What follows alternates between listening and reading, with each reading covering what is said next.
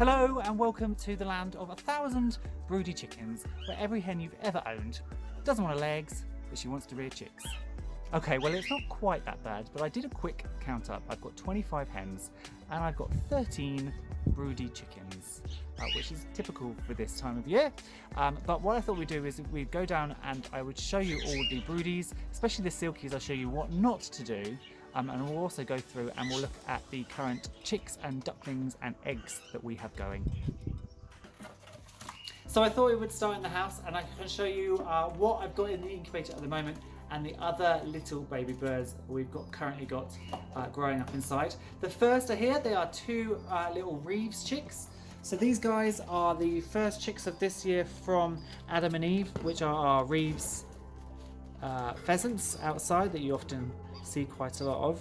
Now pheasants are very, very different from chickens, ducks, other kind of waterfowl and poultry. They will never come across and take food out of our hands. They've just got that very innate behaviour of being wild birds. So they're always going to be scatty, running around.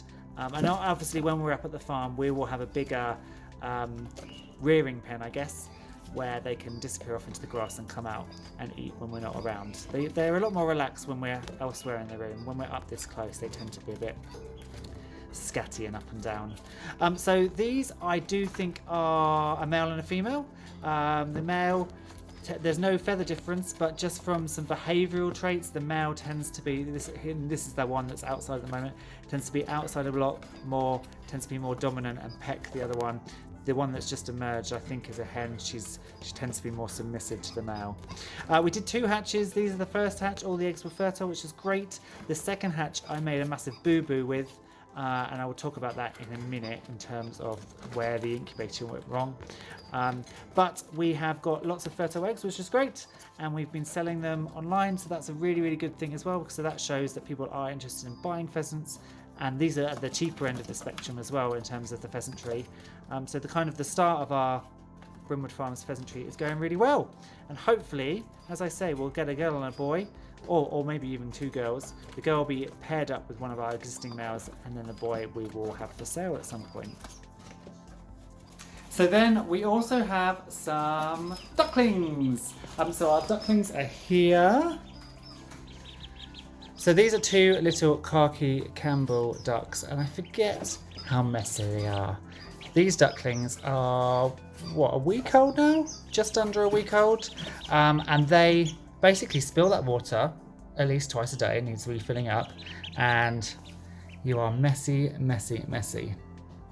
Now this is where I went wrong with the incubator. So I generally dry hatch, and that means I don't put any water in the incubator at all. And I just monitor the air cells, and then I just put water in for lockdown when they hatch out. However, it was really hot over here, and I didn't consider how the heat would be affecting the air cells, and I didn't do it quick enough. So the air cells got really, really massive. Now, big air cells is a problem when it comes to hatch, because the ducklings or the chicks or whatever's in your egg just simply don't have the room to spin around and hatch. Although we also call it an air cell, there is quite a lot of sort of sticky membraney mucus in there as well. And the more of that there is, the more stuck they get in the shell. So I had 6 eggs that were very, very kindly given to me by one of my subscribers, Charlie Johns. She sent them through the post, and we've got these 2 little khaki Campbells, and we actually got 5 to hatch. So out of the 6, all 6 were fertile. 5 went all the way to hatch, but 3 of them got stuck inside the egg and they couldn't get out.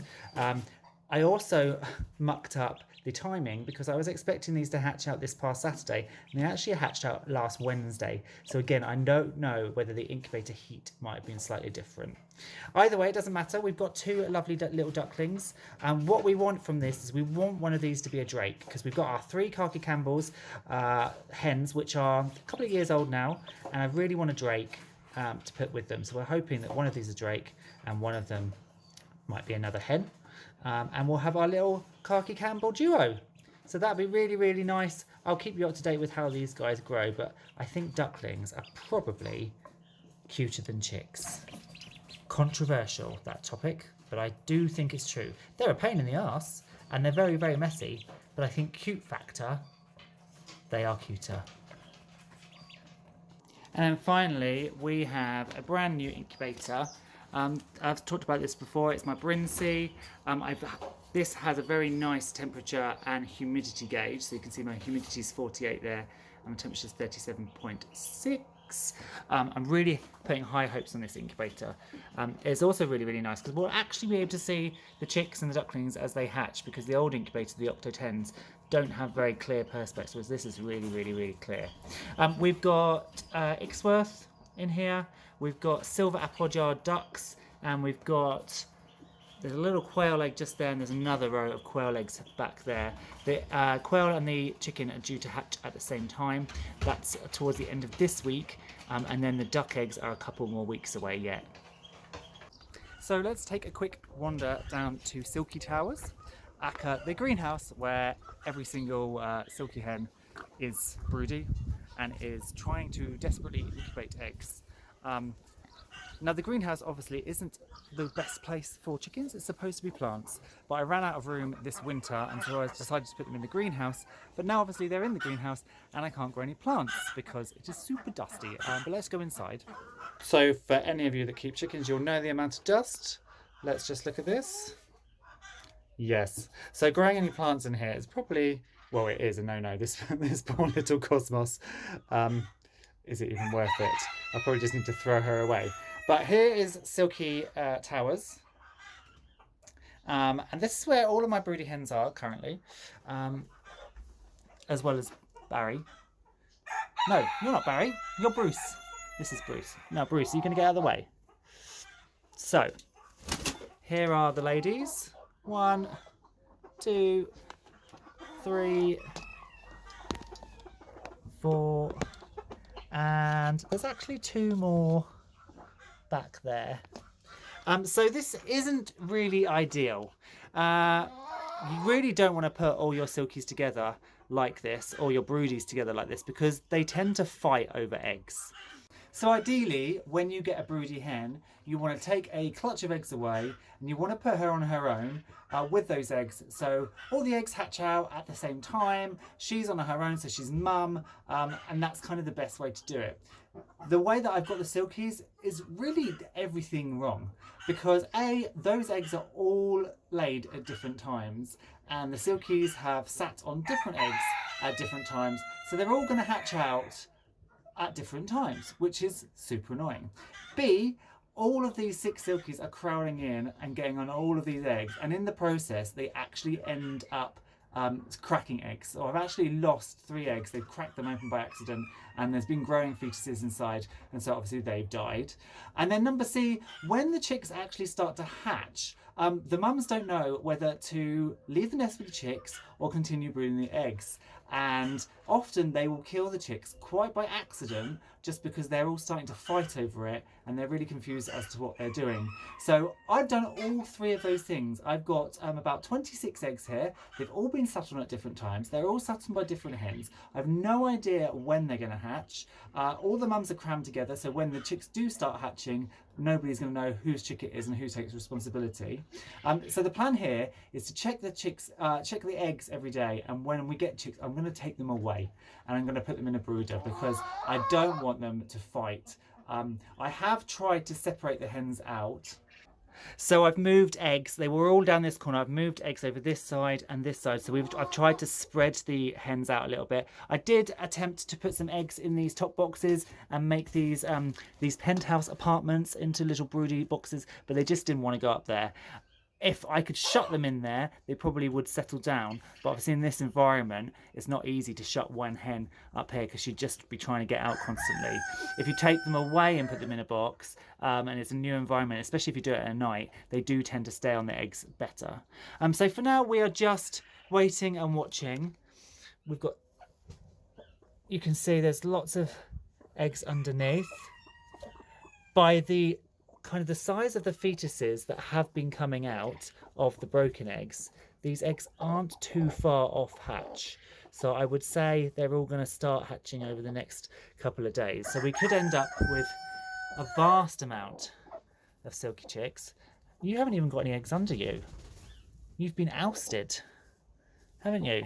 Come here. let's have a look at your funny broodiness. You okay? So that's one of the things we are trying to breed into these chickens here is this coloration. I want this coloration ideally all over. But I'll keep you up to date with the state of... You haven't got any eggs either. And this is what I mean. They roll them all into the corner and then they fight over... Oh, you're vicious. They fight over who can have the eggs. This one's actually cracked. Now, is that cracked or is it hatching? I think that's cracked. Let's listen. Oh, that one could be hatching. It might be hatching. Don't do the egg. So I'll keep you up to date on these. So if you're hatching under a broody, don't do any of the things that I have done. Take your broody hen and her set of eggs away, keep her in a separate coop or a box or somewhere where she can just be comfortable for the 21 days, food, water, and then leave her. Don't try and hatch chicks under multiple hens because they end up just fighting and it all gets messy and you end up spending a lot of time trying to get the chicks to survive and often it ends in disappointment. So that was a quick update of all the hatching that's going on here at Brimwood Farm. Obviously, I've said multiple times in the past we weren't going to do it this year because of the move, but the current situation means we've just got on with it. Hopefully, in a couple of months, all of these beautiful chicks and animals are going to have much more room and pasture up at the farm. If you've liked the video, please hit that thumbs up button and consider subscribing for all the future updates. If you're on Facebook, please come across and join us at Brimwood Farm's community group. But for now, I'm going to say stay safe, stay well, and goodbye.